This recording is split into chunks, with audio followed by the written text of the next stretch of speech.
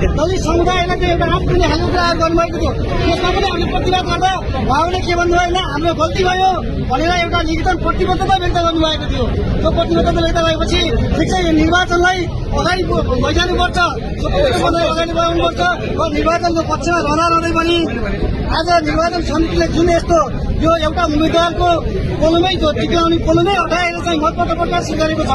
त्यो मतपत्र प्रकाशित गर्नुभएको सामान्य त्रुटि होइन साथीहरू, यो गम्भीर रूपमा हो र यो त्रुटिलाई अघि छैटौँको गम्भीर ध्यानाकर्षण भएको छ। त्यो अन्यसेवी छैटौँलाई चाहिँ यो क्याम्पसले चाहिँ एउटा अन्यसेवी छैटौँलाई मात्र गरेको चाहिँ यो ज्यादती होइन,